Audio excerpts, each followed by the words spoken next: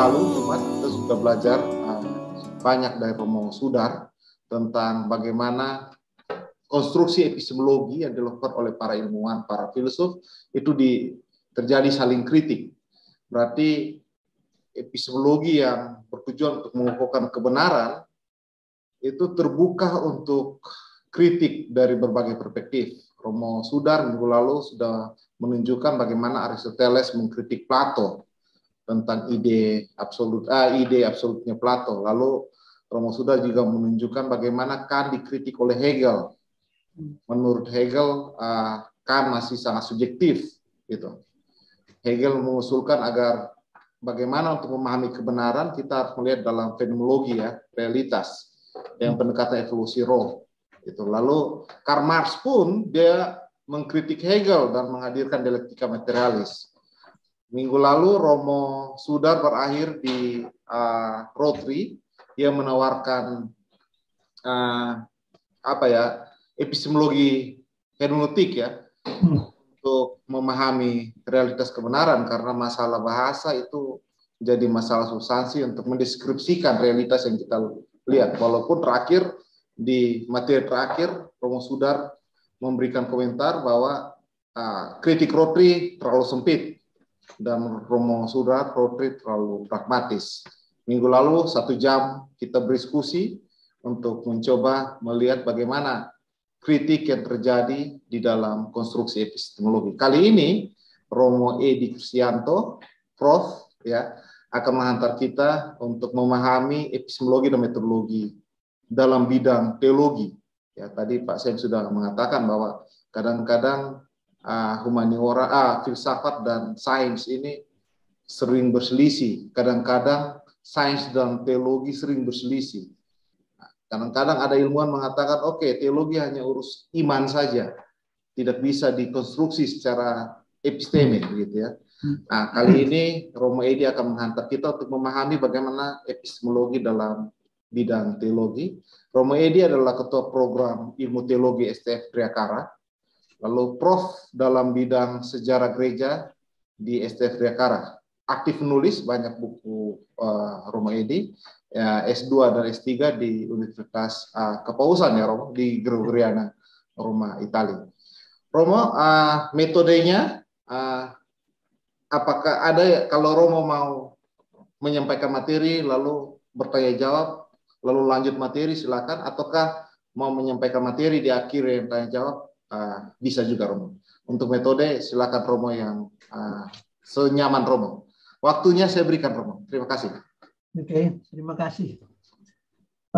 Pada tempat pertama saya menyampaikan bahwa cara saya membabarkan pengetahuan ini sangat pelan. Terutama karena kondisi saya. 3 tahun yang lalu saya kena stroke dan hampir mati. Dan puji Tuhan, nah ini tema untuk penelitian. Dapatkah pengalaman mukjizat itu dipakai sebagai cara ilmiah untuk membuktikan iman kepercayaan? Karena teolog-teolog yang nanti akan saya kemukakan bersilang pendapat tentang seperti tadi sah tidaknya alasan-alasan yang dipakai untuk membenarkan keyakinan. Dan itu yang pertama, yang kondisi saya, maka saya pelan-pelan karena kadang-kadang hilang ingatan. Maka kalau tidak membaca hilang. Maka saya sangat tergantung. Bisa kalau yang minta makan gitu bisa, minum gitu. Tapi umumnya ya itulah tadi, pelan-pelan karena sering belibet, apalagi kalau pagi hari kemudian akan hilang. Maka kalau sudah sore sudah lumayan, sudah terlatih menggunakan lidah ini, tapi kemudian terasa capek. Jadi maka itu mohon pengertiannya dengan keterbatasan saya. Saya dalam keterbatasan ini membuat sebentar.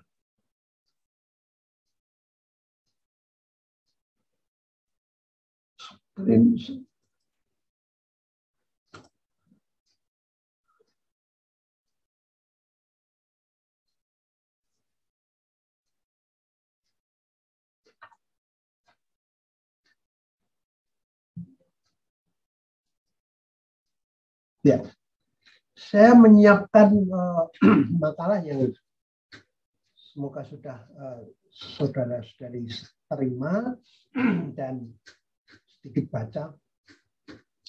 Saya mengawali begini, akan saya tuntaskan presentasi saya, kemudian pada bagian kedua kita diskusikan, kita perdalam. Saya mulai dengan meringkaskan alam pikiran yang saya kemukakan di dalam lembar-lembar yang tersedia di sini. Gini,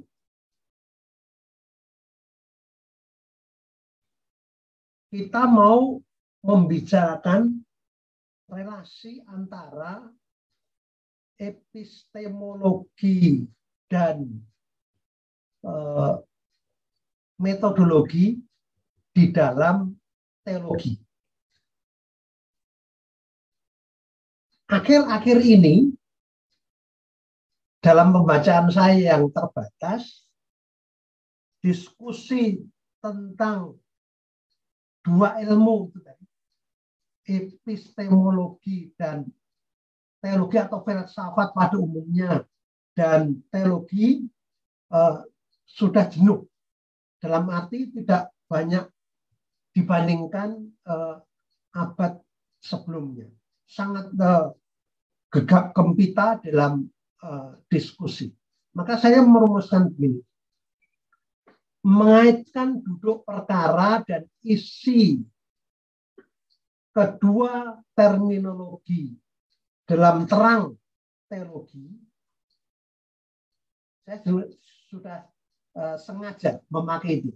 Jadi dua istilah, epistemologi dan metodologi, itu dilihat di dalam terang. Maka yang tampil pertama kali adalah terang itu sendiri. Maka teologi harus dilihat sebagai cahaya untuk melihat apa sumbangan atau kontribusi dari epistemologi dan metodologinya. Maka saya merumuskan persoalannya begini. Bagaimana epistemologi dan metodologi, terutama di dalam diskursus teologi abad 20 di Eropa Barat, dan dampaknya bagi perkembangan dan kedalaman teologi di tempat lain dalam perkembangan, ya, bagi kehidupan di dalam dan di hadapan dunia. Kelihatan sekali bahwa dalam rumusan masalah ini kita hanya mefokuskan pada tokoh-tokoh tertentu dari Eropa Barat, terutama dari Jerman. Nanti pilihannya mengapa saya memfokuskan pada Jerman. Dan kemudian di dalam diskusi dan pengembangannya itu mengabdi pada kehidupan. Segala sesuatu diarahkan kepada optimalisasi kehidupan. Jadi kehidupan yang kita temukan di dalam dunia ini. Nah, mengingat epistemologi dan teologi itu dua ilmu yang otonom, yang memiliki asumsi dan metodologi keilmuan yang berbeda, maka kajian ini memakai pendekatan dan cara kerja historis. mungkin ini juga dipengaruhi oleh latar belakang akademis saya, pemahaman historis, dan saya juga memakai pendekatan yang dikemukakan oleh Pannenberg yang juga belajar dari Bultmann mengenai teologi sejarah. Dan rupanya menurut keyakinan saya jawabannya menjadi semakin padat. Ya. Maka the state of the art kajian ini merefleksikan tokoh-tokoh ini. Romano Guardini, Karl Barth, Rudolf Bultmann, Henri de Lubac, Hans Balthasar, Wolfhard Pannenberg, Moltmann, dan Metz. Terutama kalau di state of the art pembelajaran yang sangat singkat ini mendasarkan diri pada karya, maka saya memakai karya ini. Coleman, The Gottesdenker. Karya ini mengedepankan hasil metode komparatif. Jadi menjadi jelas, mudah-mudahan insya Allah apa yang disampaikan oleh tokoh-tokoh itu menarik keluar pola pembelajaran kita di dalam mempertanggungjawabkan pengetahuan kita atau cara kita mengetahui akan kebenaran yang sering kali dirumuskan, entah kebenaran iman, entah kebenaran atau isi kebenaran iman, yaitu Allah sendiri.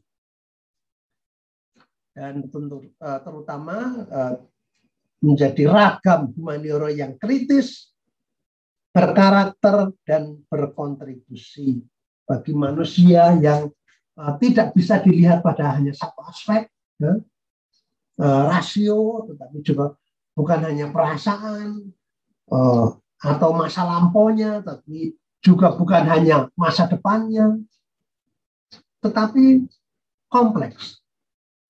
Berbagai macam dimensi ketengahkan dan dipelajari dan diperhatikan. Oke. Kerangkanya seperti di dalam diktat ini, paper ini, 5 poin. Ada catatan pembuka, otonom, dan dialog antar iman tentang memaknai teologi dan sumber, dan ini menjadi core dari pembelajaran kita sore hari ini. Ada yang poin keempat, 4 sumber dan dinamikanya nanti kita lihat, dan kemudian catatan penutup. Mulai dengan catatan pembuka. Mengapa pilihan pembelajaran kita saya jatuhkan kepada pemikir-pemikir dari Barat, terutama Jerman? Jawabannya adalah para pemikir atau teolog khususnya yang kita manfaatkan buah pikirnya itu seperti tadi ungkapannya Karl Barth, Bultmann, dan sebagainya, karena pola pemikiran mereka sangat kompleks. Tidak satu linear begitu saja, tapi kepelbagian itu diungkapkan secara penuh. Juga kalau kita lihat, juga belajar dari filsafat atau epistemologi yang minggu-minggu yang lalu sudah kita kemukakan, pemikir-pemikir Jerman terutama abad 19 dan 20 praktis menguasai perbendaharaan dan perkembangan pemikiran filsafat dan teologi. Dalam perkembangan sejarah teologi dan filsafat, memang kemudian beralih itu sepertinya, beralih ke dunia Amerika Utara, ke Amerika Serikat. Jadi mengapa Jerman? Karena sangat kompleks, mendalam, fundamental, dan terutama dalam arti tertentu liar dalam tanda petik ya, menyuarakan unsur-unsur kebaruan yang tidak ditemukan pada pemikir atau teolog-teolog di luar Jerman.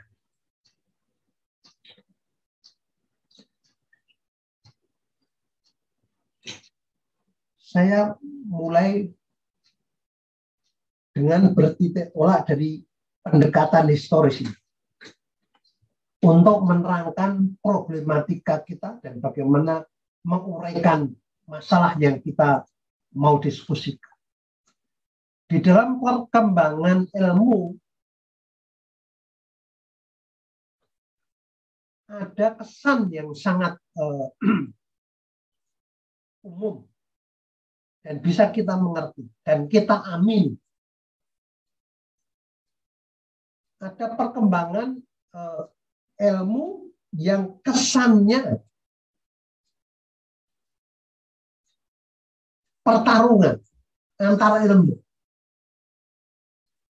dari dominasi, ya saya sebutkan sih, dari dominasi, yakni siapa mengabdi siapa, ya, seperti ada ungkapan filsafat itu hamba dari teologi. Jadi mau mengatakan apa? Seringkali kalau orang mengatakan induk dari segala ilmu adalah filsafat, mungkin secara filosofis ya bisa dijelaskan. Tapi ilmu kan ada juga ilmu kehidupan, ilmu rumah tangga, ilmu ekonomi. Sebelum orang berdiskusi tentang filsafat, yang itu semua sudah mengatur oikos dan nomosnya, rumah tangga, perekonomian rumah tangga. Jadi masing-masing mempunyai tiap-tiap punya argumen sendiri. Siapa yang diabdi, siapa yang mengabdi, dan itu kemudian memastikan yang paling berkuasa. Ada semacam rivalitas antar ilmu. Kalau kita lihat misalnya dalam perkembangan ilmu, filsafat itu dibelenggu dalam abad pertengahan oleh seperti teologi, karena semua diarahkan kepada yang ilahi, yang teosentris. Dan dengan René Descartes kemudian muncul pertanggungjawaban adanya pemisahan sekurang-kurangnya antara filsafat dan teologi. Dan kemudian ada sifat-sifat yang tidak produktif atau kontraproduktif berkaitan dengan perkembangan ilmu teologi sendiri. Ada sikap misalnya intoleransi membuat orang tidak lagi mencari pembenaran berdasarkan rasio, tentang atau didasarkan pada alam atau tindakan yang dia lakukan atau orang lakukan. Ya. Maka saya nyatakan ketika masing-masing ilmu sudah jenuh atau mencoba mencari jalan keluar untuk terlebih mencari apa kegunaan dari ilmu. Itu yang kemudian mempersatukan, menjadi modal bagi terjadinya dialog. Kalau semua ilmu atau sebagian terbesar dari ilmu terutama diabdikan kepada bonum komune, kesejahteraan atau kebaikan bersama, maka tidak bisa lain kecuali kita bersekutu. Bagaimana caranya? Kamu ilmu ini menyumbangkan apa? Kamu dari ilmu itu menyumbangkan apa demi common good, demi kebaikan bersama, demi kehidupan. Di dalam rangka ini, saya menengarai satu contoh, ya, bagaimana teologi mencoba mendeskripsikan dirinya, metode apa yang cocok berdasarkan pengalaman yang hidup, tetapi juga berdasarkan atau bersumber atau menimba ilmu dari pengetahuan. Nah, saya pakai contoh apa yang dilakukan oleh teolog sekaligus filsuf Bernard Lonergan, seorang teolog filsuf dari Kanada. Dia pertama-tama menyatakan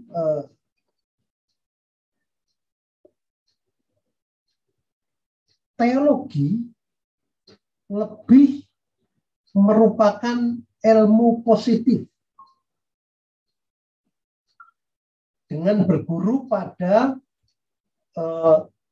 tokoh-tokoh yang bisa memberi inspirasi tentang kepositifan teologi.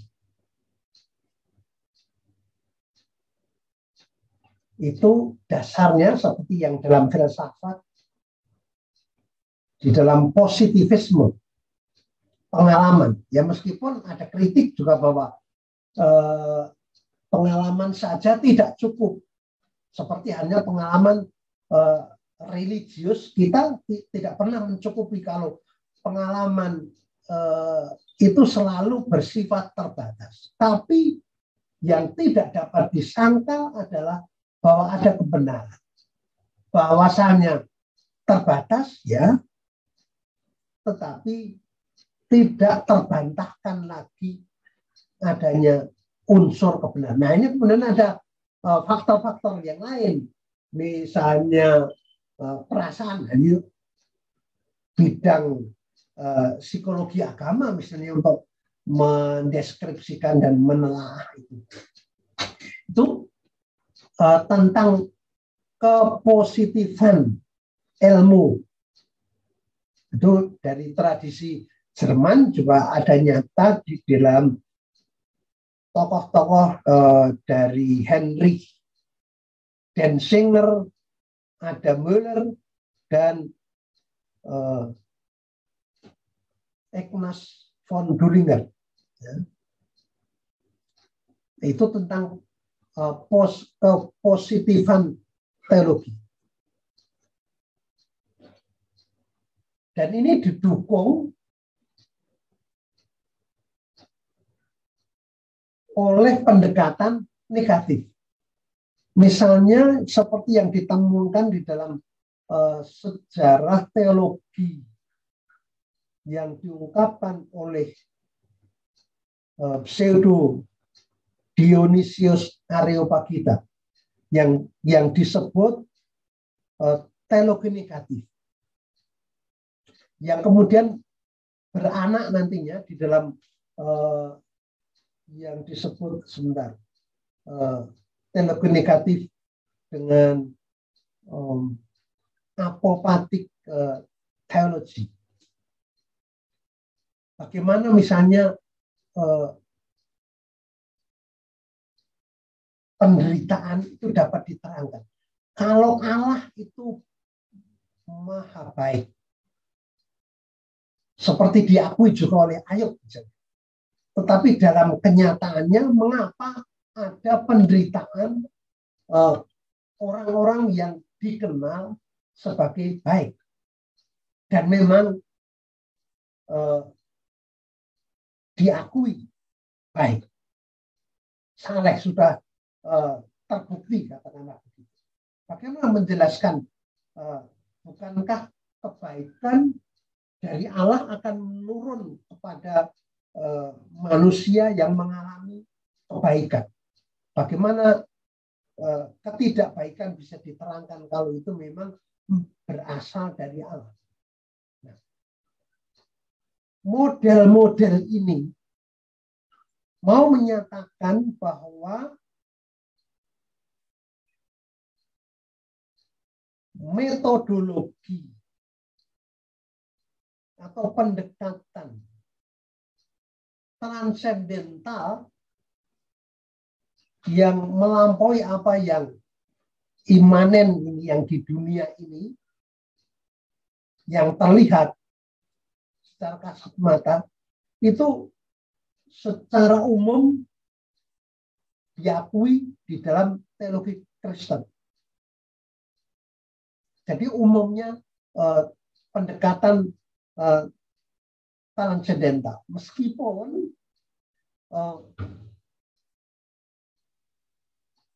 ada yang sumbernya itu bermacam-macam. Dalam catatan saya ada Thomas Aquinas yang menyebut hal transendental itu adalah kesatuan, kebenaran, dan kebaikan. Sementara teolog modern atau kontemporer Hans Urs von Balthasar menyatakan segala sesuatu bertitik tolak sampai kepada puncaknya melalui keindahan. Jadi prinsip utama untuk bertolak kepada Allah dan sampai kepada Allah adalah keindahan. Jadi metodenya kemudian beragam tergantung dari pendekatan. Nah, maka kalau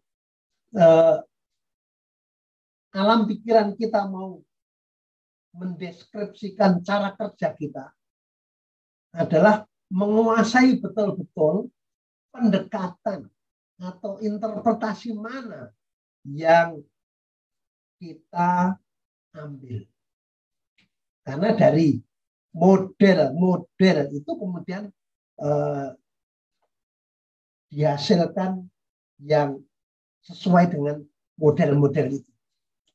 Jadi meskipun yang utama itu metode transendental, tetapi di dalam kenyataan perkembangan teologi kemudian ada macam-macam metode. Kalau kita akan lihat di dalam paparan berikut ini.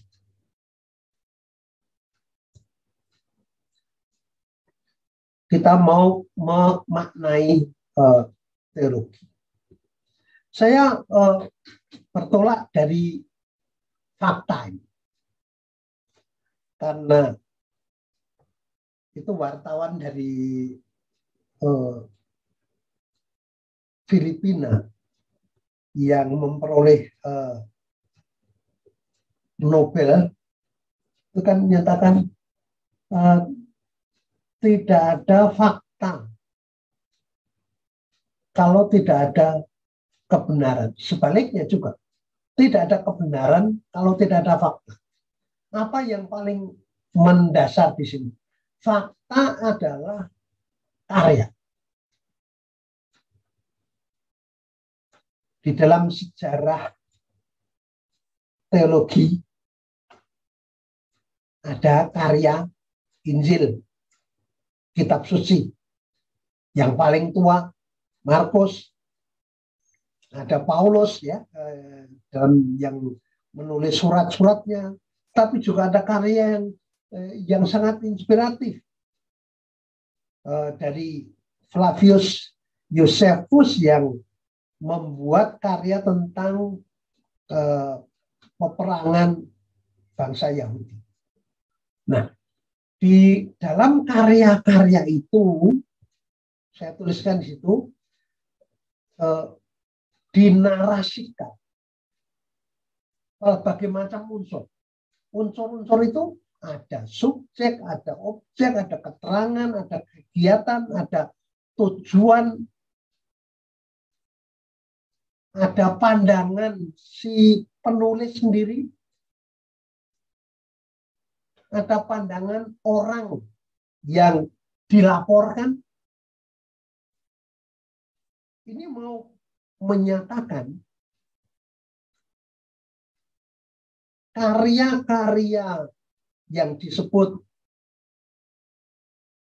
historis dan juga teologis itu menampilkan di sini dalam di halaman 2 itu, yakni ada pribadi yang lebih besar lagi yang tidak dapat dipikirkan. Itu kita ingat siapa yang lebih besar yang tidak dapat lagi dilukiskan secara lebih besar lagi, ya Allah sendiri menurut Anselmus dari Canterbury. Kemudian ada hubungan, ada relasi dengan mereka, relasi Allah yang diyakini dengan sebagai Allah dengan dunia, dengan masyarakat, dengan kebudayaannya yang ada di sekitarnya. Ada juga keadaan baik yang bersifat negatif, penderitaan, kegagalan, penyakit, maupun yang positif, keberhasilan dan lain sebagainya. Nah, semua dirangkum di dalam karya. Maka yang baik kalau kita melakukan penelitian, ya, alam pikiran teologis, ini ilmunya adalah meneliti karya. Ya tentu saja ya karya itu bisa tertulis, bisa omongan juga bisa, bisa macam-macam. Karya itu bisa tulisan, bisa karya yang lain, karya tangan misalnya, atau alam pikiran yang kemudian dibukukan. Tapi utamanya adalah karya, karena dari situ dipadatkan alam pikiran. Nah, oleh karena itu kalau kita berbicara mengenai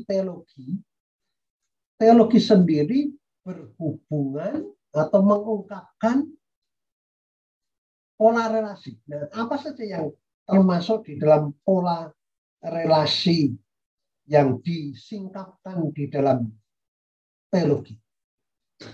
Yang ini ada 3 atau 4 yang saya tengarai. Pertama-tama, ada usaha nyata untuk memahami secara runtut dan teratur tentang Allah, ya.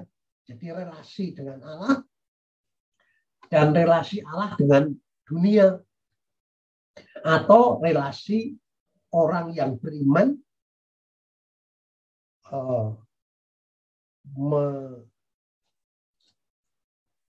menjabarkannya,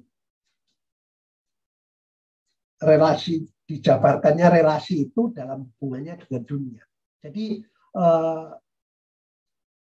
ungkapan ini usaha nyata untuk memahami secara runtut dan teratur tentang Allah, hubungannya dengan Allah, dengan penulis, maupun Allah dengan dunia dan si penulis dengan dunia. Nah, di dalam konteks ini apa yang diasumsikan. Teologi selalu mengasumsikan, memprasangkakan, ya, berprasangka tentang Allah. Yang kemudian kalau dalam bahasa iman itu beriman akan Allah. Itu menjadi syarat mutlak yang niscaya. Mau tidak mau berteologi itu mengandaikan iman. Dan dalam kepercayaan akan eksistensi Allah itu, maka tidak ada teologi yang meragukan Allah. Itu bukan teologi. Di dalam kerangka merumuskan tentang iman akan Allah yang ada itu diungkapkanlah tradisi. Ada kebiasaan-kebiasaan yang dilakukan oleh masyarakat warga, ya, dan lain sebagainya.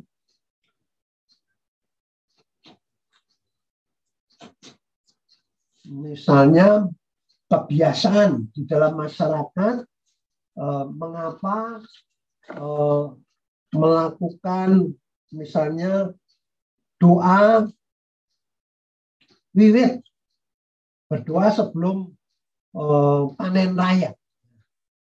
Kebiasaan apa? Sebelum perkawinan atau di anak lahir, ada kebiasaan-kebiasaan yang dihubungkan dengan kepercayaan. Jadi ada upaya nyata untuk memberikan ruang, memberikan spasi pada kepercayaan akan Allah dalam hubungannya dengan dunia, termasuk juga manusia di dalamnya. Itu yang pertama. Yang kedua, relasi yang tadi,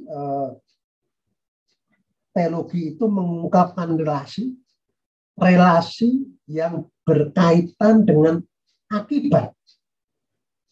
Apa dampak, apa tuntutan orang yang beriman kepada Allah yang diyakini atau dipercaya sebagai Dia yang ada.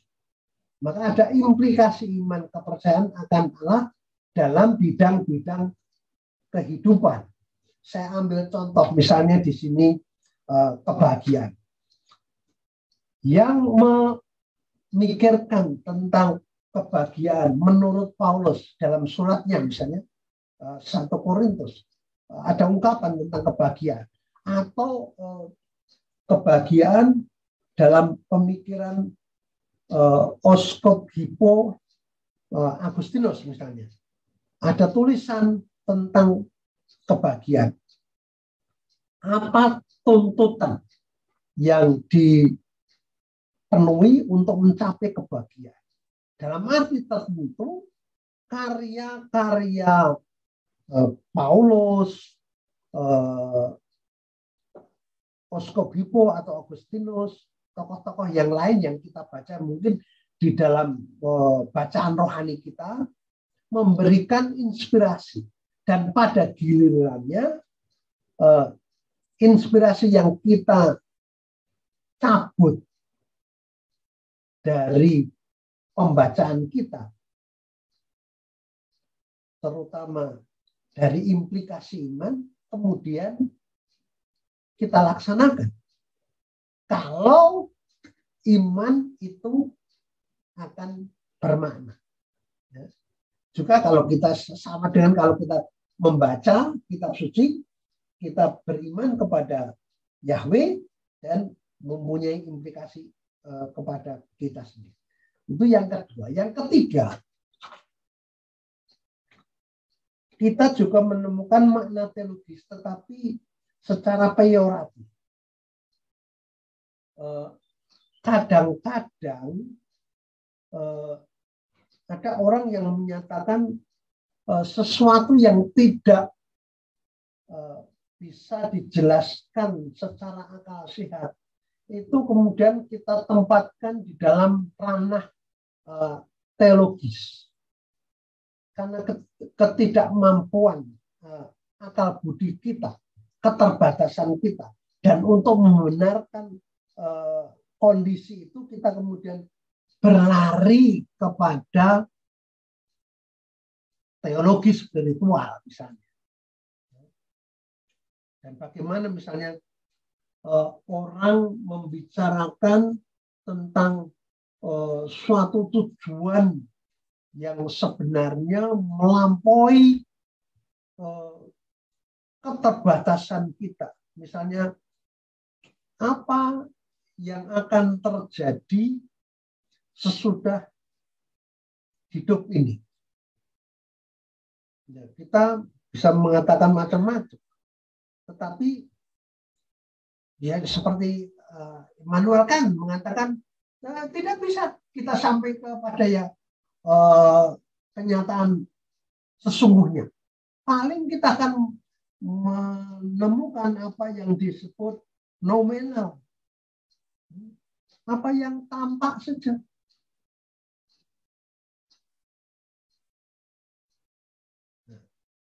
Maka dalam konteks ini kalau sudah terbentur pada kesulitan akal sehat kita, kemudian kita mengatakan memang ada keterbatasan epistemologis.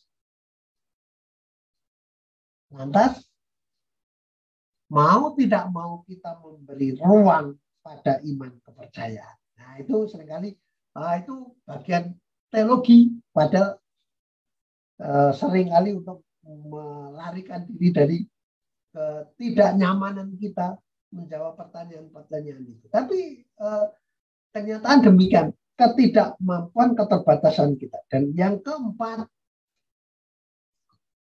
ini di dalam diri orang-orang yang mengaku beriman, itu pun ada gerakan, katakanlah begitu, yang anti-intelektual. Mereka menyatakan bahwa teologi itu sebagai sesuatu yang tindakan kepongahan, kesombongan. Bagaimana mungkin segala sesuatu mau dijelaskan? Ya. Apalagi kalau di dalam kenyataannya ada banyak agama, ada banyak kepercayaan. Mana yang benar? Bukankah yang benar itu hanya satu? Bagaimana memastikan bahwa itu merupakan kebenaran? Jadi alam pikiran teologis seringkali dipandang sebagai cara konfliktual, maka menjadi anti-intelektual. Juga di dalam kekristenan itu ada yang demikian. Maka ada konflik tak terdamaikan, dan konflik itu bersifat abadi antara iman dan kepercayaan. Sudah kalau mengatakan kalau ada konflik sudah lebih baik angkat tangan. Seperti misalnya bagaimana Charles Darwin dengan penelitian gitu dan sampai kepada ajaran kitab suci. Bagaimana itu didamaikan. Dan itu tidak mudah. Maka orang sampai kepada kesimpulan lebih menguntungkan bagi diri sendiri bernaung pada kitab suci daripada pada akal sehat atau ilmu. Nah, maka padahal kita sendiri seringkali mengatakan lebih percaya kepada produk akal budi. Kita memakai mesin cuci, listrik, dan sebagainya, dengan pengetahuan dengan komputer dan sebagainya, yang merupakan anak buah dari produktivitas akal sehat dan akal budi, dan bukan kepercayaan kepada kitab suci. Jadi saya mencoba memilahkan pokok-pokok ini. Bagaimana sikap terhadap teologi. Nah, bagaimana kita sekarang sampai kepada pertanyaan tentang menemukan kembali apa yang menjadi sumber. Maka pokok yang berikutnya adalah sumber. Sehingga umumnya konflik-konflik yang 4 macam tadi, yang sedikit-dikitnya 4 macam tadi, itu tergantung pada bagaimana kita menangani 4 pokok ini. 4 pokok ini terdapat di dalam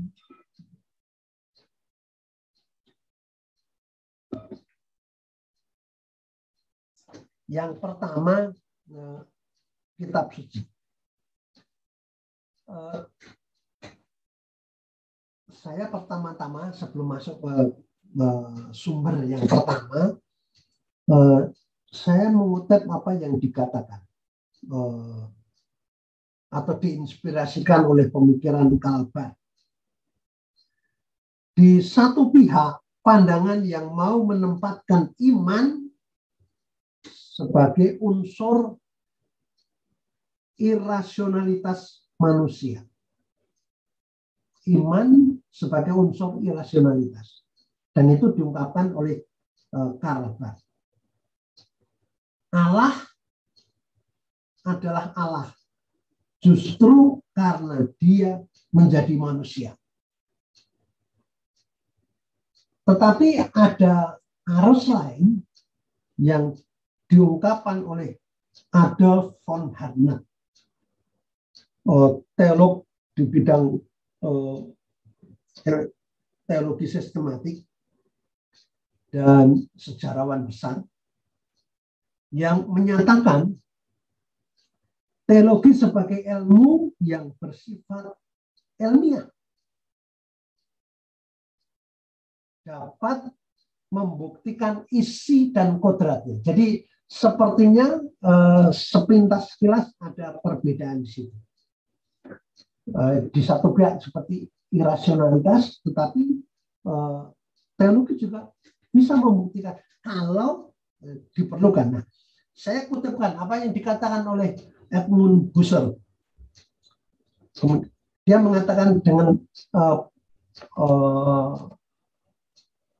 pertanyaannya, adakah kenyataan yang lebih pasti dan lebih sejati dalam kehidupan orang beragama selain dalam doa atau sembahyang?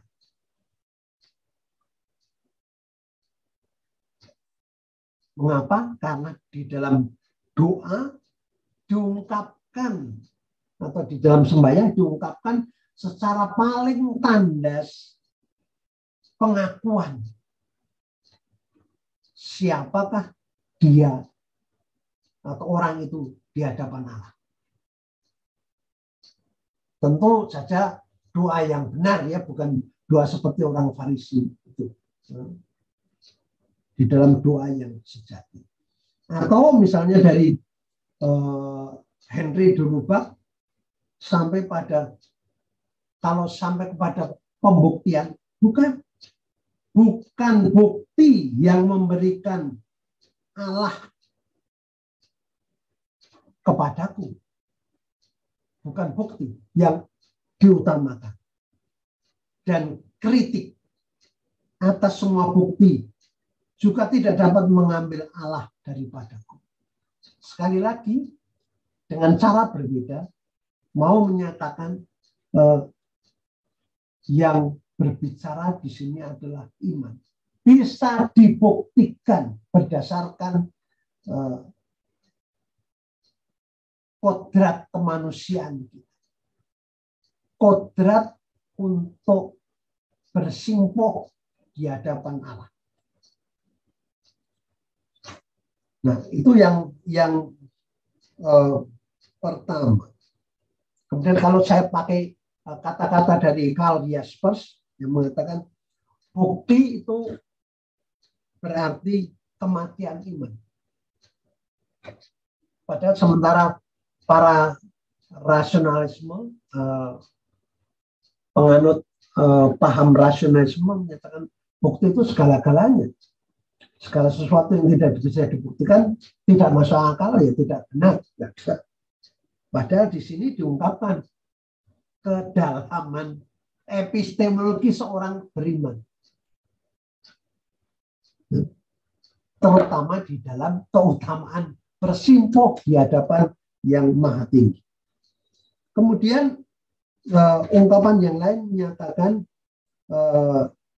ilmu tentang iman harus mempertanggungjawabkannya di depan akal budi.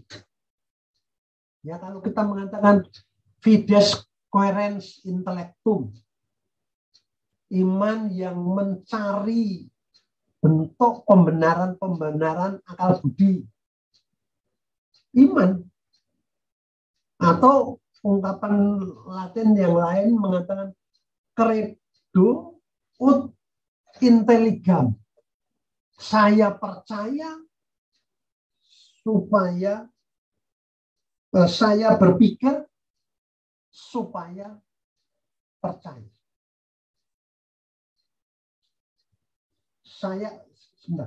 Credo saya percaya supaya bernalar. Jadi kepercayaan itu mendahului, bukan sebaliknya. Bukan seperti zaman modern ini, berikan bukti kemudian saya akan percaya. Bukan, saya percaya dan saya akan bertindak sesuai dengan kepercayaan saya dan menjelaskan secara akal sehat. Nah, saya menyimpulkan, jadi pelarian ke dalam subjektivitas yang anti pembuktian dan anti verifikasi hanya menjadikan agama Kristiani sebagai sekte. Jadi kalau orang berdalih tidak bisa dibuktikan dan kemudian kok berbeda dengan yang lain, kemudian saya akan menempuh jalan saya sendiri. Itu yang disebut dengan agama Kristen itu akan menjadi sekte kalau tidak memberi tempat pada pembuktian dan verifikasi. Jadi yang pertama di sini adalah, dan ini poin tentang bagaimana menerapkan epistemologi dan metodologi di dalam teologi. Yang pertama tentang kitab suci. Saya merumuskan dengan hati-hati. Begini, kitab suci berisi atau memuat sabda Allah. Dan ini lebih dalam, lebih jembar, lebih luas dari suatu penegasan yang bunyinya demikian. Kitab suci itu sabda Allah. Nah, kalau kita menyandingkan pemahaman, kitab suci itu berisi sabda Allah, ataukah kitab suci itu sabda Allah? Di dalam gerakan kekristenan kita, bahkan teologi juga ada ungkapan itu. Seperti bapak rohani saya, Santo Fransiskus dari Asis. Dulu pada masanya dia sangat mengagungkan. Kalau ada kertas salinan, ya, kutipan dari kitab suci harus dipelihara karena itu adalah sabda Tuhan sendiri. Kesannya itu seperti kepercayaan magis gitu. Tetapi juga bisa dinyatakan bukan karena kemagisan kitab suci menyamakan dia dengan Allah. Ya, kitab suci sama dengan Allah. Kitab suci itu sabda Allah, bukan itu. Tetapi karena hormat pada dia yang dimasukkan, digambarkan, disimbolisasikan di dalam kitab suci. Jadi pembedaan itu supaya menjadi jelas. Kalau misalnya yang seringkali dikutip di dalam 1 Yohanes ayat 1 sampai 2 yang menyatakan pada mulanya adalah firman. Firman itu bersama-sama dengan Allah. Dan firman itu adalah Allah. Ia pada mulanya bersama-sama dengan Allah. Jadi kalau kita menghormati kitab suci, tentu maknanya bukan letter luck, menghormati dia yang dipresentasikan. Sebab kan ini berbeda dengan Islam. Mungkin ada orang yang menginjak Alkitab. Mungkin orang itu pasti kurang ajar. Gitu. Tapi di dalam agama yang lain akan mengatakan menginjak kitab suci sama dan menginjak firman, dan firman dikatakan menginjak Allah sendiri. Jadi mengidentikan antara sabda dengan ini. Dan kekristenan kan mempunyai langkah yang disebut dengan sekularisasi itu. Ya mungkin pada mulanya dianggap seperti itu. Tapi dalam perkembangannya tidak demikian. Nah, ini yang disebut dengan di dalam pemikiran Rudolf Bultmann sebagai demitologisasi. Dalam kitab suci ada banyak mitos. Mitos misalnya tentang surga, tentang neraka. Tapi bagaimana memastikan itu? Bukankah mestinya kita sampai kepada apa yang dimitoskan, apa di balik mitologi itu? Nah, mestinya sampai kepada poin seperti itu. Maka saya katakan di Bultmann menggarisbawahi pentingnya ketersentuhan eksistensial dalam kaitannya dengan pengalaman akan kitab suci. Teologi yang epistemologis adalah teologi yang dibawa oleh sekaligus membawa kepada pengalaman ketersentuhan. Jadi orang bisa memperlakukan kitab suci tidak hormat atau melemparkan begitu saja. Tetapi kalau sampai kepada pengalaman ketersentuhan dengan kitab suci itu apa yang mau disampaikan, nah itu sudah nyampe. Itu yang disebut pengalaman eksistensial dalam pemikiran Rudolf Bultmann. Maka dikatakan iman bukan lagi iman jika tidak bisa bertahan dalam ketersembunyian Allah sendiri. Allah seperti bersembunyi di dalam kitab suci, di dalam apa yang tertulis ini, ya, yang mungkin bagi orang lain berbicara secara berbeda juga. Kemudian yang kedua tentang paguyuban. Betapa pentingnya paguyuban atau komunitas, ya. Ini menjadi sosis, menjadi fontes, menjadi sumber teologi yang valid. Karena seringkali paguyuban kita memastikan apa yang benar, apa yang perlu diteruskan, ya, meskipun kadang-kadang terutama di dalam agama yang kuat seperti di dalam Katolik itu institusionalisasi itu begitu kuat.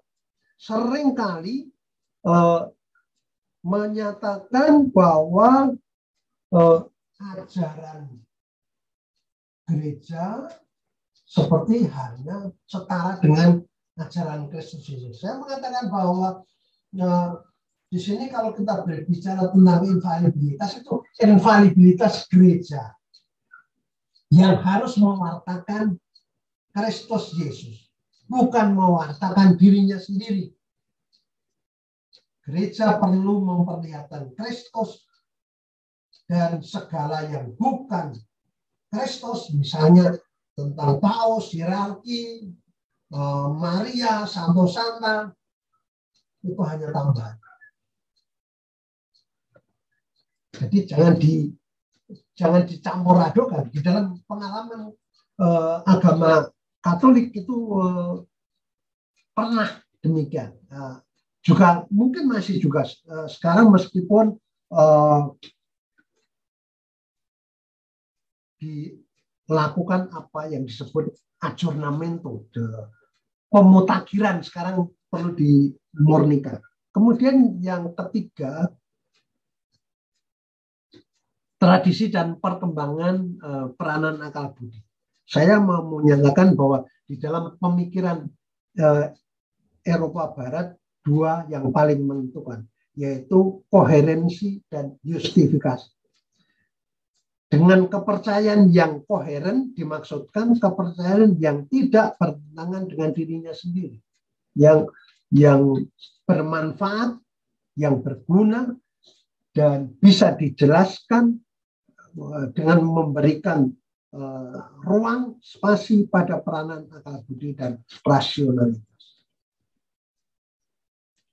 Kemudian yang berikutnya, keempat, itu sumber tradisional, yaitu pengalaman. Dan saya berguru antara lain pada Friedrich Schleiermacher, bapak gereja dan neoprotestantisme, yang menekankan jantung agama Kristen adalah pengalaman ketergantungan pada Allah. Dan berbicara tentang pengalaman ketergantungan, saya loncat saja pada apa yang dinyatakan oleh Rudolf Bultmann, yang menyatakan kalau kita beriman, mau tidak mau kita hanya menyerahkan diri kepada Allah, dan itu secara rasional. Kalau kita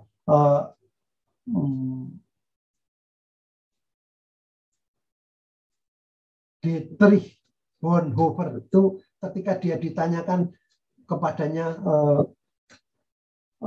siapakah engkau? Dia mengatakan,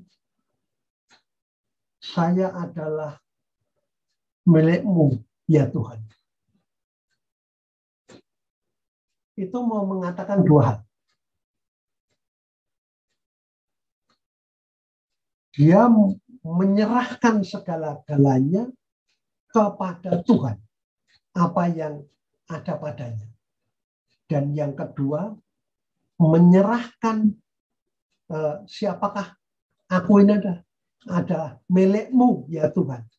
Milikmu adalah itu adalah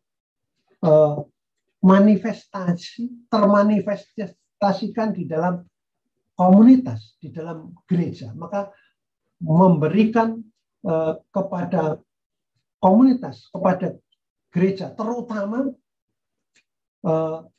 penyimpulan diri Allah sendiri yang nyata di dalam orang miskin. Itu luar biasa. Di dalam situasi dia di penjara sampai kepada rumusan seperti itu. Ya. Maka untuk orang modern seperti kita dewasa ini, bagi Pannenberg, pengalaman ini harus sampai kepada pengalaman perjumpaan manusia dengan Allah yang mewahyukan diri. Maka dia memakai pembelajaran dari Barth dan Bultmann.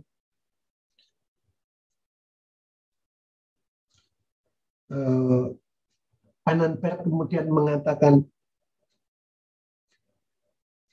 pewahyuan semata-mata melalui wahyu seperti yang digagas oleh Barth dan Bultmann, seorang teolog yang sangat besar itu, dikritik habis oleh Pannenberg dengan mengatakan itu pasti tidak akan berbicara apapun untuk orang modern. Manusia dewasa ini tidak bisa diindoktrinasi dan dicekoi dengan segala bentuk tradisi dan yang otoriter. Maka perlu memakai bahasa-bahasa yang dimengerti oleh masyarakat pada zamannya. Ya, dia mau memberikan way out, jalan keluar, terutama Dietrich Bonhoeffer soal kepraktisan iman. Jadi bukan dogma-dogma yang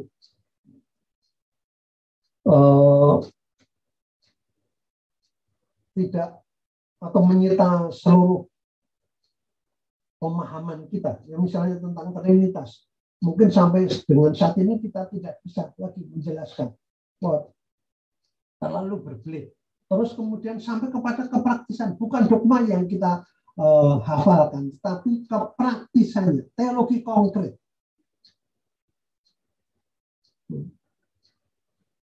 Dan itu persis atau sejalan,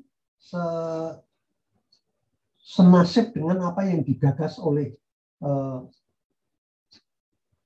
Johann Baptist Metz yang mengatakan teologi yang perlu, yang selain kalau di Bonhoeffer tadi kepraktisannya, teologi praktis, itu teologi yang mengindahkan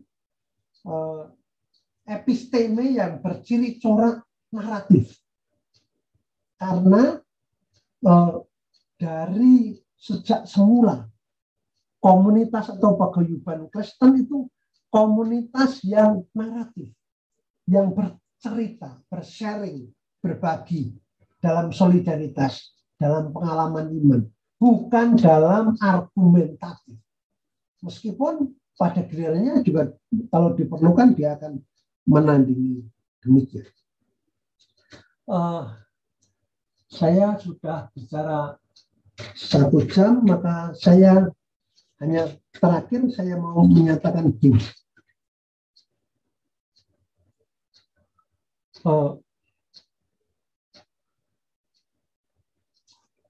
Tadi saya ungkapkan tentang Metz ya, tentang teologi naratif dalam kaitannya dengan Bonhoeffer, itu teologi praktis tadi. Yang utama kalau di dalam perkembangan di kelak kemudian hari kan ada teologi pembebasan. Dan seringkali alam pikiran teologi pembebasan dikaitkan dengan Marxisme. Tetapi kalau kita lihat secara jeli dan kita mempelajari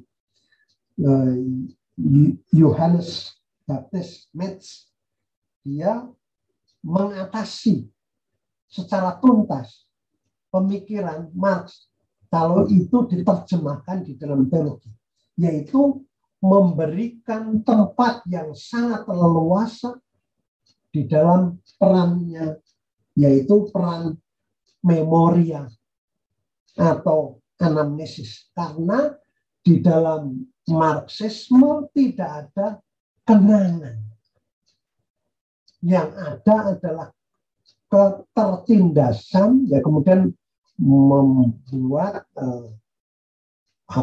konflik antar kelas, tapi bukan membangkitkan kembali kenangan, dan itu inti dari kekristenan kita.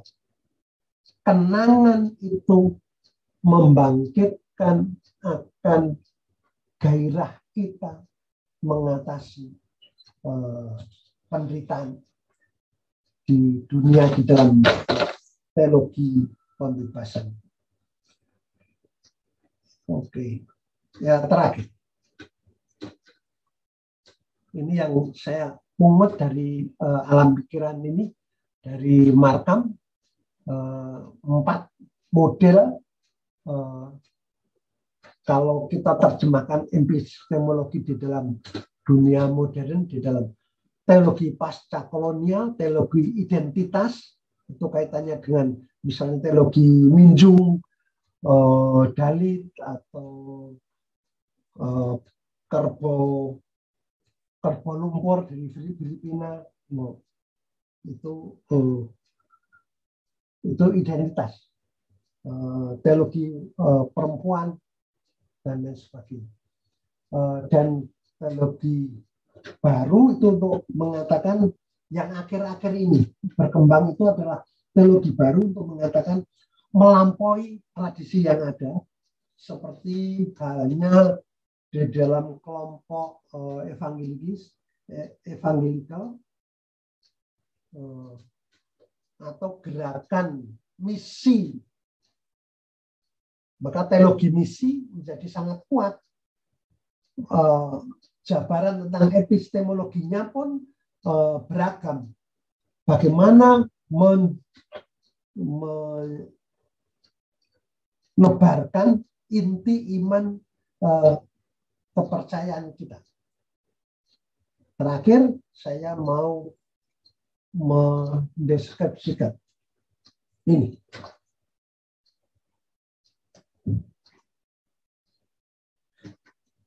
Ini slide yang terakhir. Hanya sesuatu yang sungguh berakar dapat bertahan hidup dan bertumbuh. Tetapi perlu dilengkapi. Jadi ini penting, berakar dan bertumbuh itu baik, tapi perlu ditambahi memanfaatkan peluang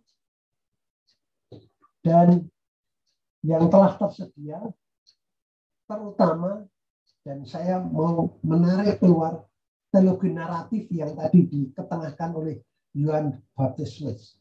Karena tradisi kekristenan kita berkembang terutama karena narasi itu mendapat tempat. Di dalam dunia modern saat ini, narasi itu yang paling banyak mengubah. Maka tegasnya, jangankah kita terus-menerus berbicara tentang, janganlah kita terus-menerus berbicara tentang mengikuti Kristus, melainkan utamanya kita mengikuti Dia secara konsisten. Inilah salah satu cara kita memberikan kekuatan kepada anugerah iman berupa kenangan. Nah, saya memberi tempat pada Bonhoeffer dari teologi kenangan, itu yang membebaskan kita.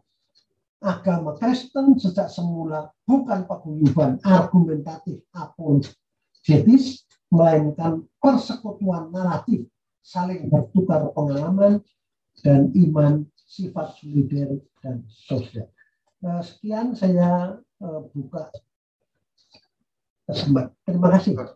Terima kasih Romo Edi. Romo Edi dengan sistematis menyusun dari posisi pertama teologi untuk menghindari dialektika sains dan teknologi ya.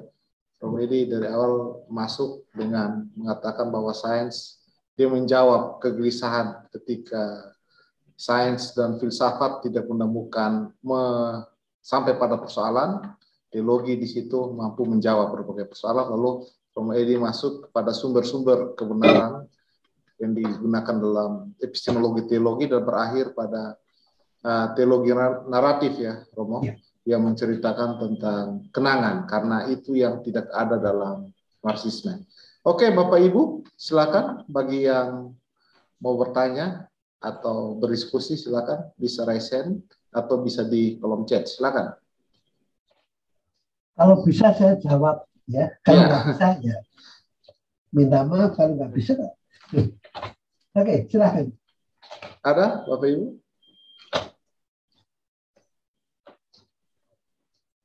Atau sharing? Atau iya, ada yang pendalaman, sharing, silakan.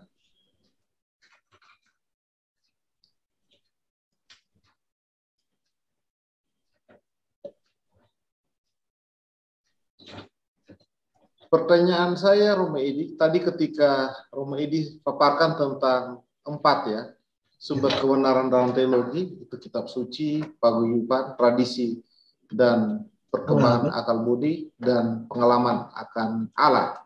Gitu. Lalu dalam konstruksi episteme, Romo, bagaimana kita bisa minimal begitu banyaknya pendekatan atau perbedaan dalam epistemologi dalam teologi, bagaimana kita bisa mengatakan bahwa oh ya, konstruksi atau pendekatan seperti ini yang lebih dekat untuk menceritakan tentang pengalaman dengan Allah, atau yang lebih dekat dengan tradisi dan perkembangan akal budi. Bagaimana caranya dalam teologi? Ataukah ini hanya konsensus? Tidak konsensus, tapi rasional. Begini, kita memilih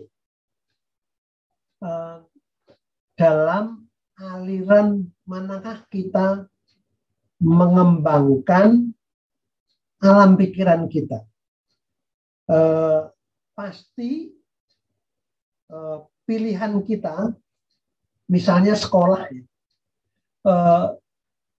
berdasarkan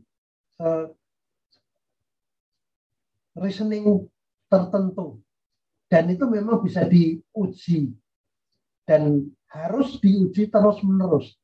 Apakah dasar-dasar aliran sekolah kita ini memang rasional, memang berguna, memang menjawab kerinduan. Jadi bukan hanya berguna, tapi sejarahnya bagaimana, sumbernya bagaimana. Saya menafsirkan begini.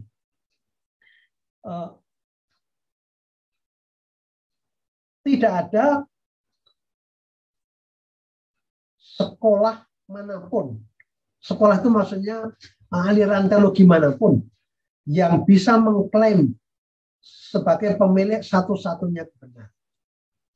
Kebenaran itu memang hanya satu, tetapi bisa diartikulasikan secara berbeda-beda.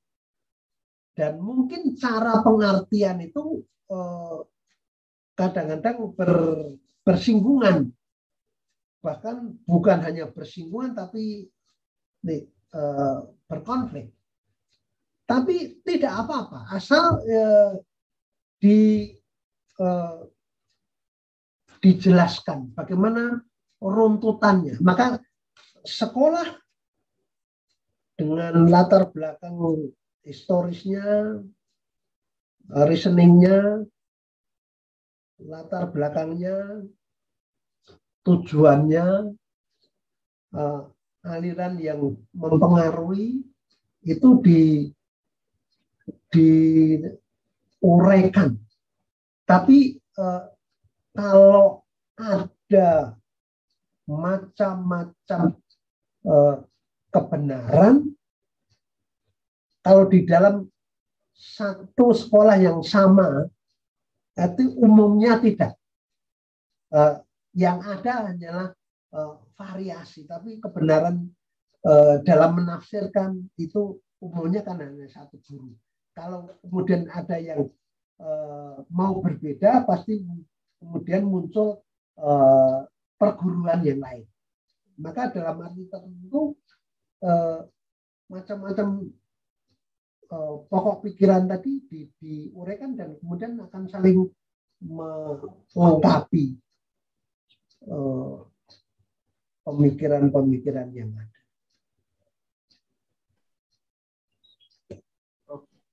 Oke, saya mengatakan begitu. Itu seperti taman ya, yang ada berbagai macam aliran, jenis dan lain sebagainya. Mungkin sumbernya harus dikatakan sama, hanya cara pengungkapan epistemologinya berbeda-beda atau jenisnya beda tapi tidak ada kontradiksi. Saya lebih pada aliran yang menyatakan ada dialektik, ada ini macam-macam tuh. Kalau bisa dari macam-macam sekolah itu bisa mempengaruhi atau sekurang-kurangnya terbuka kepada macam-macam aliran, itu kemudian akan membuat kita semakin matang.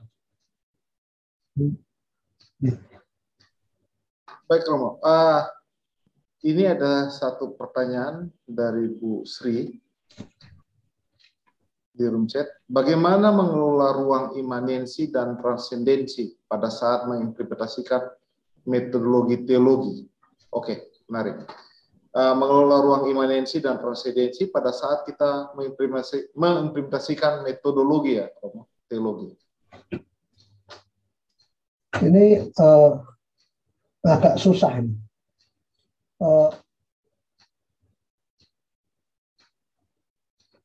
Sebutan tentang imanensi dan transendensi itu terutama atau utamanya kaitannya dengan penafsiran tentang yang ilahi. Allah itu yang transenden, tetapi sekaligus yang imanen. Kalau kita memakai pendekatan dari Rudolf Otto tentang Der Heilige, tentang yang kudus, Allah itu yang menarik, tetapi juga seperti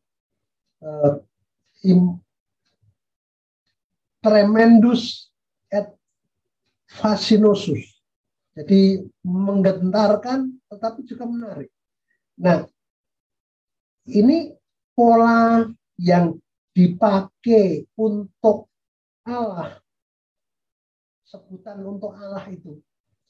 Bagaimana kalau itu dialihkan, diterjemahkan di dalam pola kerja metodologi teologis.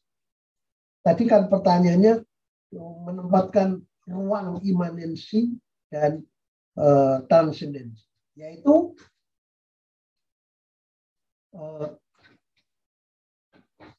di dalam ruang gini. Yang paling contoh gini, saya tidak memakai deskripsi. Kalau kita membuat penelitian tentang masyarakat. Misalnya desa tertentu, sejauh mana desa yang Kristiani ini banyak warganya itu sampai kepada keyakinan bahwa beribadat pada hari Minggu, berkumpul di dalam paguyuban itu cara terbaik untuk menghormati Tuhan. Nah, yang kita teliti ruangnya adalah imanensi. Kebiasaan apa yang terjadi di dalam anggota masyarakat itu? Apa yang dipersiapkan, apa yang dilakukan, dan apa yang dipikirkan pada saat itu. Simbol apa ya? Itu kan yang berhubungan langsung dengan kegiatan atau jati diri masyarakat itu. Ya, dimensi transendensi adalah perspektif yang melibatkan bahwa di dalam kegiatan-kegiatan yang manusiawi, ya kelihatannya hanya membaca, itu kan kelihatan sangat imanen, yang masuk di dalam kejati dirian manusia. Dari perbuatan-perbuatan itu sampai kepada kesimpulan dalam tanda petik mau menyenangkan Allah. Atau secara transendensi adalah di dalam paguyuban itu, di dalam kebersamaan itu diungkapkan unsur transendennya yang berciri corak spiritual, yang kelihatannya hanya berdoa saja, tapi secara spiritual yang melampaui keragaan kita sampai kepada aktivitas kerohanian. Hanya dengan aktivitas itu dia dapat sampai kepada Tuhan. Pada orang di luar kita atau di luar komunitas itu mungkin hanya melihat ada ininya, ada tindak tanduk imanensi saja, tapi tidak sampai kepada transendensi yang dikemuat. Jadi bagaimana kita memberikan ruang itu kalau sekurang-kurangnya dua dimensi itu memperoleh tempat, memperoleh ada ungkapan yang bagus, ada ungkapan dan wujud iman. Ungkapan itu yang kalau membaca kitab suci itu terungkap imannya, tetapi wujud itu yang tidak terlihat. Kalau di dalam orang melaksanakan pergi ke pasar itu tidak terlihat, ungkapan imannya nggak terlihat, tapi bahwa dia jujur, kalau ada kembalian lebih dia kembalikan, itu ungkapan. Jadi segi imanensi dan transendensi dipersatukan. Semakin lebar terpadunya dua unsur ini, dia menjadi imago Dei, katakanlah. Jadi citra Tuhan sendiri, katakanlah. Berarti dengan pernyataan lain bahwa imanensi dan transendensi itu adalah upaya metodologi teologi untuk menjelaskan kedua hal itu.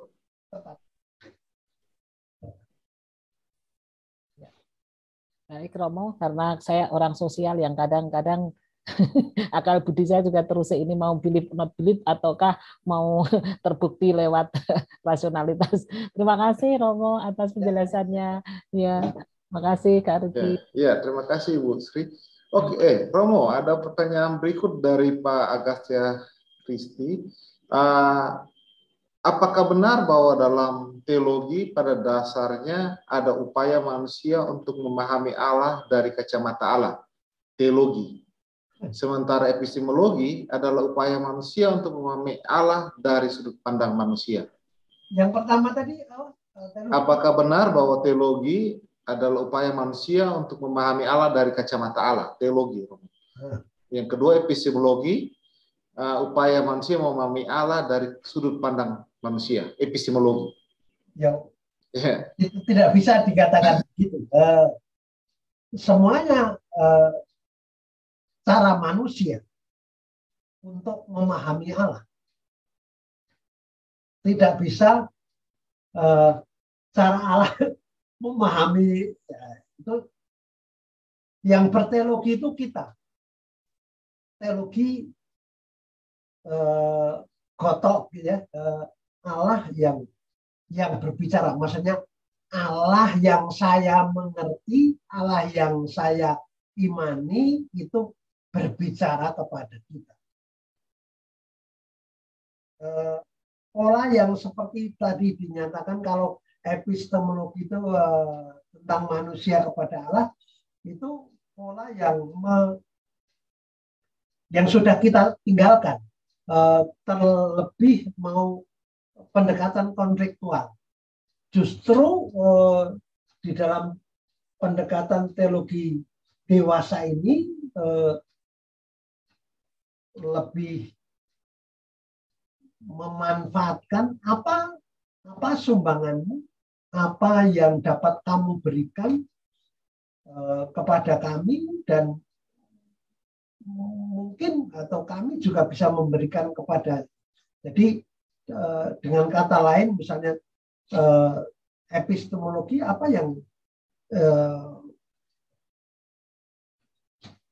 yang dapat kita pegang sebagai sumbangan untuk teologi. Misalnya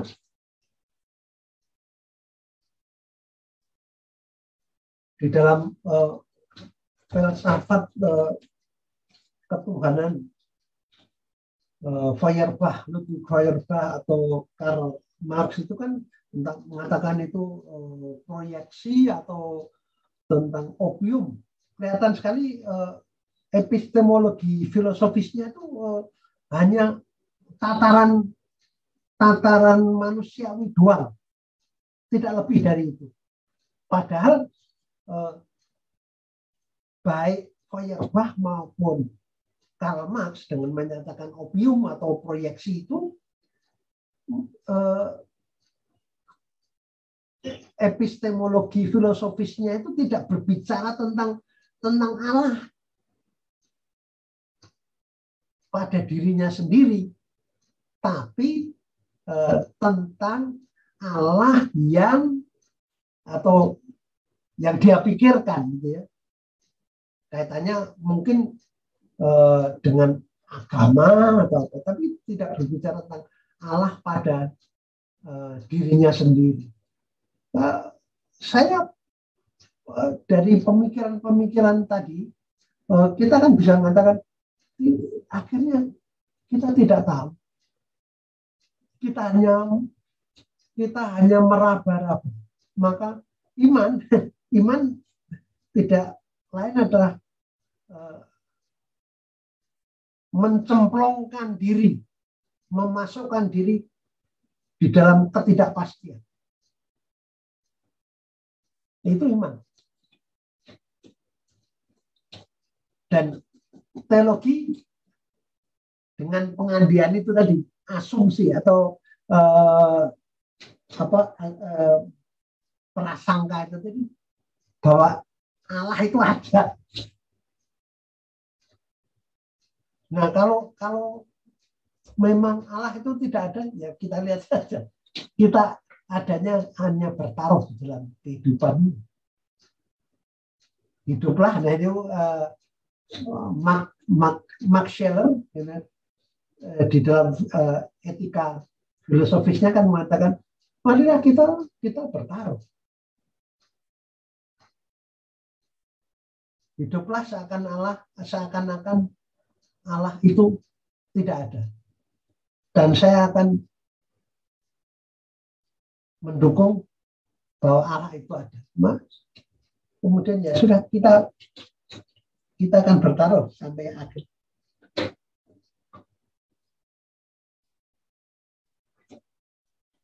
Begitu. Oke, terima kasih Romo. Romo, saya selama ini membaca Agustinus ya Romo. Ada satu yang tadi di pengantar awal Romo katakan bahwa dengan cahaya ilahi kita bisa memahami kebenaran ya. Lalu credo et intelligent itu ya Romo. Dengan iman kita bisa melihat kebenaran. Mungkin itu tadi Pak Agasa menulis di room chat. Apakah itu bersumber dari Amsal 1 ayat 7 ya, takut akan Tuhan dan iman. Gitu. Pertanyaannya, bagaimana Agustinus mengatakan bahwa kita akan memahami kebenaran jika kita kembali ke dalam batin? Apakah itu sama dengan melandaskan iman untuk melihat realitas kebenaran di luar kita ini? Apakah itu sama? Berlandaskan iman untuk melihat realitas kebenaran? Karena episteme tidak cakap atau tidak cukup memahami itu. Gini, semua ilmu atau sarana yang ada itu selalu di dalam keterbatasan. Itu negatifnya. Atau secara positif punya kelebihan masing-masing. Nah, Agustinus dengan pemikiran seperti tadi bahwa iman itu menjadi pemenuh segala sesuatu, menjadi jalan satu-satunya untuk mengenali itu karena keyakinannya. Jadi teologinya itu yang paling berbicara kan akhir-akhirnya seperti dia sendiri, Oskopi pun menyatakan di dalam terang atau misalnya hatiku selalu resah, gundah di dalam dunia ini sampai akhirnya. Hanya ketika aku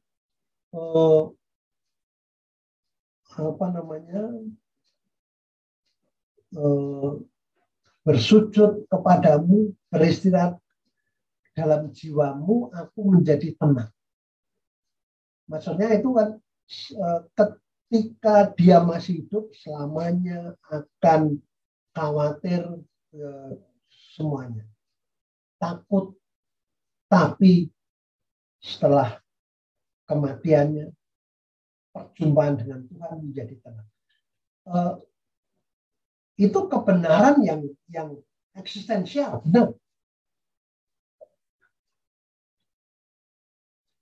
Selalu ada unsur-unsur ketidaknyamanan itu. Nah, di dalam alam pikiran Agustinus juga ada selansio di dalam kitab suci juga sebenarnya tentang keyakinan akan Allah sebagai Alfa dan Omega. Jadi ketika orang bergerak dari satu tempat ke tempat lain itu adalah Omega, tujuannya itulah Allah. Ya, selalu diliputi oleh kegagalan, kecemasan, ya mungkin keberhasilan, tapi segala sesuatu terancam, keselamatannya terancam. Maka kalau tadi dihubungkan dengan apakah itu ada kaitannya dengan Amsal atau Mazmur, dari kitab suci sendiri ada surat kepada umat di Ibrani tentang Allah sebagai Alfa dan Omega, ya itu jelas sekali. Cara untuk mempertanggungjawabkan filosofi Kristianinya Agustinus demikian. Ya, selansio, jadi loncatan kepada dari atau loncatan dari alfa kepada omega. Itu yang saya pikirkan tentang pokok ini. Oke, Romo. Saya masuk lebih dalam, Romo. Walaupun ini sudah masuk ke kritik, agak kritik ya ketika Posmo hadir.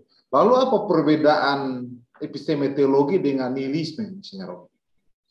Ketika modern epistemologi teologi ya, yang mengarahkan epistemologi teologi, Romo. Ya. Yang mana dia ketika tadi ya Romo mengatakan keresahan terjadi lalu kembali kepada Allah dan lain-lain. Kalau dalam Posmo kan banyak yang kritik juga bahwa ini mengarahkan pencarian kebenaran kepada nihilisme, Romo. Lalu apa perbedaan eksistensi episteme teologi seperti ini dengan nihilisme? Perbedaan tegasnya di mana? Perbedaan tegasnya kan kalau di dalam Posmo meskipun tidak begitu jelas sasarannya, tetapi praduga yang sangat kuat dalam pembacaan saya itu nihilisme ala Nietzsche. Ya, itu kan sudah dijawab. Apa yang kamu peroleh dengan nihilisme?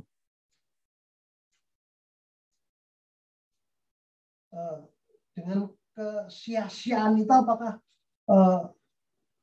nah ini mananya dijebatani oleh apa? Nah, hidup ini kemudian artinya entah Posmo, entah epistemologi, teologi, apapun namanya, mengabdi pada siapa, diperuntukkan bagi siapa, atau bagi apa. Kan kegunaannya, ya itu dalam arti tertentu seperti pragmatisme, tapi atau utilitarisme, betul. Tapi ada unsur-unsur yang lain. Dari pragmatisme kita juga belajar. Ada unsur baiknya. Utilitarisme juga ada, tetapi juga dari segi moral keutamaan juga ada. Semua ilmu yang diberikan atau diungkapkan, dikembangkan itu kegunaannya untuk kehidupan, mengabdi kepada kehidupan. Maka tadi saya katakan tentang gunung komune itu sangat diasah oleh moralitas kita. Maka berkali-kali kamu bisa punya premis yang bagus sekali tentang ilmu secara runtut. Kemudian diterjemahkan secara konkret, kamu sendiri hidupmu bagaimana? Mati kita. Kegunaanmu dengan ilmu-ilmu itu apakah dia menjadi lembut hati, menjadi pemaaf? Apakah kemudian pada terlalu rigoristik pada ilmu? Ya, kemudian tidak ada manfaatnya. Sehingga kalau kita mau mencari kritisisme ilmu-ilmu yang lain, antara lain kita mencari apa kegunaan dari ilmu yang disumbangkan daripadanya. Akan selalu muncul, maka Posmonya nanti kita bertaruh saja, pasti Posmo juga akan terjungkal.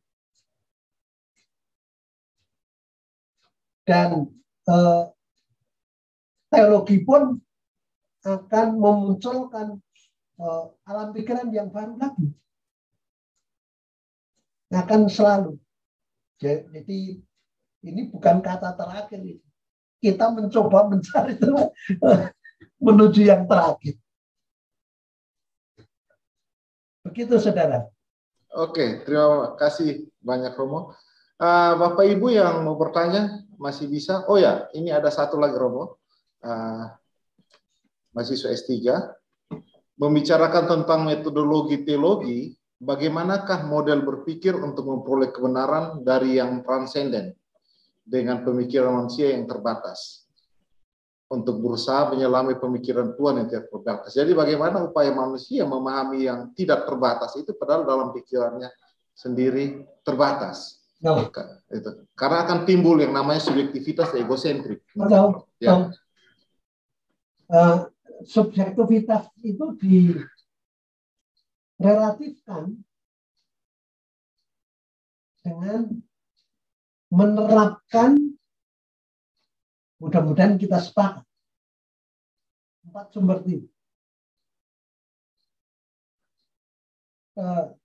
Siapa di antara kita yang mau mengembangkan teologi secara rasional, yang meragukan kebenaran Alkitabiah. Jadi Alkitab, komunitas kita, paguyuban kita, tradisi kita, dan pengalaman juga. Tentu semua ada keterbatasan. Kitab suci mungkin ada keterbatasan. Tidak semua dibicarakan tentang komputer juga tidak bicara apa-apa. Tapi bagaimana keempat unsur itu kita manfaatkan, kita itu manusia yang terbatas untuk mencakup banyak hal. Kita tidak menjamin ya serba pasti. Kalau keempat sumber itu dikuasai sungguh-sungguh, apakah bisa yang transenden, yang ditangkap sungguh? Mungkin sampai mati pun tidak akan dapat. Mungkin menguasai satu saja tidak bisa, apalagi mau 4. Ya, jadi kalau misalnya kitab suci dikuasai sungguh, itu pun belum ada pengalamannya bagaimana, komunitasnya bagaimana, tradisinya bagaimana. Jadi maka kita kok dalam hal ini kita menyiasati ya sejauh mungkin bagaimana kita memanfaatkan cara Alkitabiah, cara komunitas orang beriman, cara pengalaman kita pribadi, cara pikiran kita mengadopsi pemikiran-pemikiran itu. Saya kira cara yang disebut kompilasi itu nih.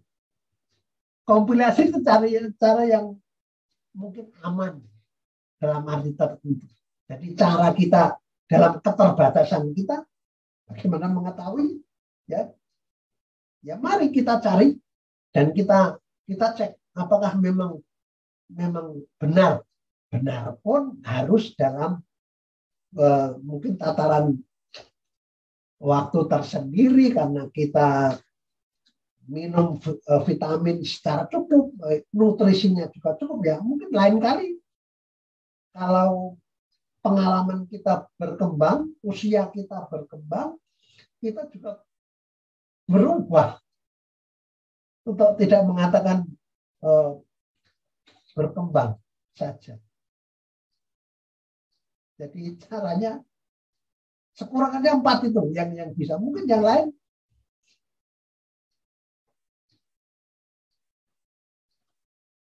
begitu, saudara. Oh, Romo, berarti keempat ini bisa digunakan secara kolaborasi untuk mendekati objektif itu?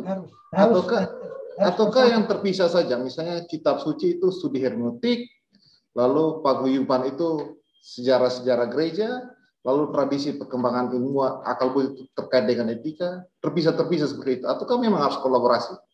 Kolaborasi, bukan kalau mau lengkap ya. Ya. Ya kalau masuk, kecuali kalau mau mengikuti satu saja dengan fokus tertentu. Nah, itu pada bisa paguyuban atau komunitas itu dengan lagi bagaimana mematuhi kitab suci, bagaimana komunitas mengembangkan akal budi dalam kebersamaan, dalam tradisinya, dalam pengalamannya juga bisa. Jadi satu bisa diperkaya oleh yang lain atau menggunakan semuanya. Tapi kalau memang ke semuanya sangat luas. Gitu. Kalau gunakan semuanya, apakah itu yang dinamakan berteologi, Rom? Gunakan keempat-empatnya. Dan itu kalau mengatakan kalau tidak menggunakan empat-empatnya berarti bukan teologi. Ya, karena kalau hanya menggunakan kitab suci maka kita studi hermeneutik. Ya, tentu saja. Kalau hanya satu ya. Jadi gini, teologi Alkitabiah. Ya. Jadi jelas sekali hanya satu aspek. Tapi di dalam penafsirannya kan bisa menggunakan akal budi, bagaimana komunitas yang melahirkan kita yang menafsirkan itu diperkembangkan dan lain sebagainya. Tapi tidak bisa hanya satu saja, nggak bisa. Selalu 4 dimensi itu atau perspektif itu memainkan peran. Iya. Oke, terima kasih banyak Romo. Ya. Jawaban yang memuaskan. Mungkin Bapak Ibu dari disiplin ilmu lain bertanya-tanya bagaimana mendekati kebenaran, Romo. Karena dari pertemuan pertama kita selalu berbicara episteme itu berupaya untuk mendekati objek, walaupun dia tidak secara absolut karena dalam kebenaran ilmiah sifatnya sementara. Lalu kali ini teologi datang dengan menggunakan pendekatan yang berbeda daripada sains, filsafat, dan humaniora ya. Karena kalau kita masukkan teologi dalam humaniora pun dia tidak hanya hermeneutik, tapi tadi Romo katakan ada juga pendekatan akal budi, lalu pendekatan komunitas dan pengalaman ya, imanen dengan Allah. Gitu.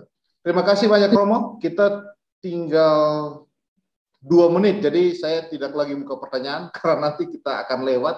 Terima kasih banyak Romo untuk pembelajaran kita kali ini. Bapak Ibu, saya simpulkan beberapa dari yang Romo sudah berikan dan diskusi kita.